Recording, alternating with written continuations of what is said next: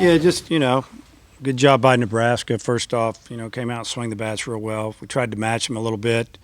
The difference was they drove in runs, and we left a lot of guys out there. I think the first inning, we had a chance to maybe really break the game open, had the bases loaded and no outs, hit into a double play. We score one run, and then we line out to short, and it kind of ended up being the story of the day, in my opinion. Had some runners out there later in the game. Left them out there. That was disappointing. Our hands were tied a little bit with our pitching staff. We went with some young guys, and they actually did a pretty good job. The balk, I don't know what happened on the balk. Never seen that in 25 years. But, then they get a two-out hit, and all of a sudden they scored two runs after we had just scored and tied it up. That was a little bit of a backbreaker, but we hung in there. And, Chris Falwell, freshman, came in and did a nice job. And, another freshman, Teague, came in and did a nice job. And Stone, to me, looked a little bit rusty. He was wild, and hopefully he got that out of his system so we can use him this weekend. He'll be a lot more effective. But it is what it is. Disappointed with the loss, but the effort was good. The guys were into it. Quick turnaround. Had to get up and go to school today. Nebraska got to hang out in a hotel and come over here. It's a little different, but it's no excuse. We just didn't get the big hit to maybe push us over the top offensively. You feel it's kind of the two-out bats that did you, because it seemed like you got up on them a couple of outs early in the innings, and then they would put together some two-out rallies. You feel like that was kind of the difference in the game? Yeah, there were some bad pitches. 0-2, hanging breaking ball, slap a base hit to left. I could go on and on. It just make mistakes, get ahead of hitters, get quick outs, get ahead of hitters, and make mistakes.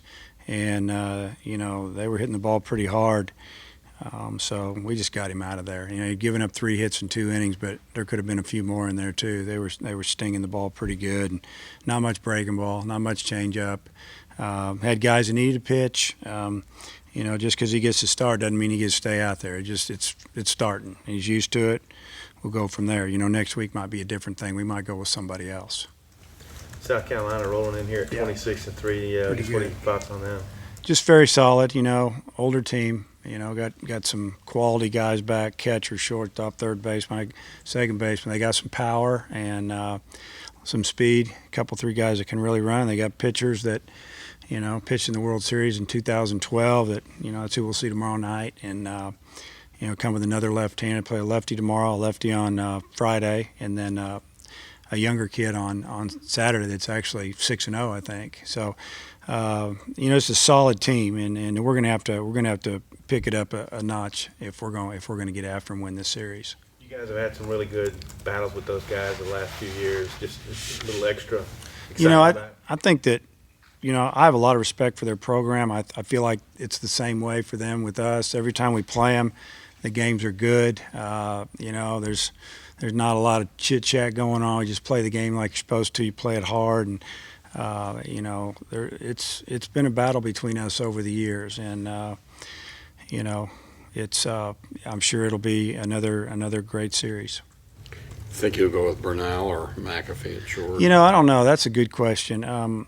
It probably will depend on how McAfee feels in the morning. This morning he was a little bit sore and stiff. He hadn't played in a while and dealing with the back. But once he got out here and loosened up, I knew he was ready to go. He actually swung the bat well in batting practice. We'll see there. But I think, I probably won't make that decision until tomorrow when I talk to Brett. They both play pretty good defense. I just need to know that Brett can move, and play real good defense and not, have limited range because he's not getting a jump or his back's bothering him a little bit. So we'll kind of play that one by ear tomorrow. Is Baxendale 100% now from what happened last week? Yeah, he's ready to go. He swung the bat good in batting practice today. Yesterday you felt good about the momentum, getting that win coming off those 2 losses. How do you feel heading into this 3-game series? Well, I'm confident heading in. The hard thing about this series with us is, now we play on Thursday. We had to play 2 games, obviously, but we got rained out last Friday and it didn't rain. And so we don't get to throw our Friday guy Friday and get him some rest. So then we have to throw 2 of our guys on Saturday and then pick one. So we're going to go with the one who's thrown the least amount of pitches, which is Killian, tomorrow. it's the way it is. Is it fair? I don't know, but we have to live with it. We're going to pitch somebody on short rest, big time short rest, and I hope they respond and we can get through tomorrow, and we'll see. Are you concerned at all about the weather forecast tomorrow night? Nah, I mean, there's nothing I can do about it. It's like last weekend, supposed to be lightning and rain. It never showed up. So there we are sitting in the hotel watching basketball. It was great. So, we'll just play. I mean, I just made the comment, I hope it doesn't rain. I mean, the other coaches there want to get back out on the field. Whenever you lose, you want to get back on the field as quick as you can, try to play, and we get a win. So if you get rained out tomorrow, do you go back to Big Killian? Or? Well, we've got it set up that way, and they've already run their bullpens, so we'll probably keep it the same way. I mean, I can't tell you 100%. I mean, who knows? I mean, I guess it would all be the same, because it's Saturday and they're both going to throw or Friday. They're going to have to throw. We're going to play 2 games, but I would say we'd probably stay in the same order if that's, that Trey in his mind right now he's throwing the first game, so I don't want to change it. Oliver's still game 3, right? Yes. Yeah.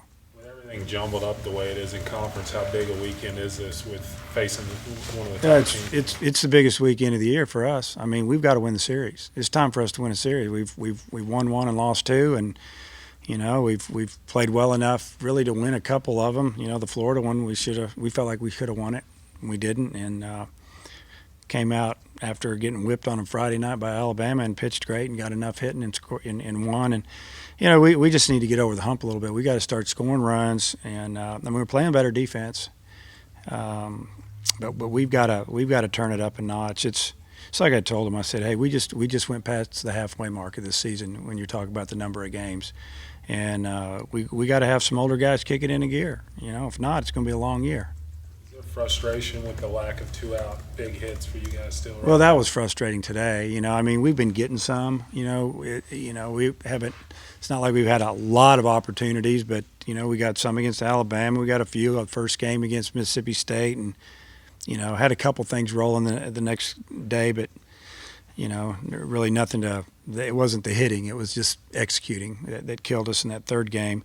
Today, yeah. I mean, we had a chance. We got the base loaded, no outs. First inning, got a chance to get out to a pretty good lead, and we only score 1 run. That was hard. That was hard. That was a win for them over there in that dugout at the end of 1. Anything else, guys? Appreciate it, guys. Okay, let's see.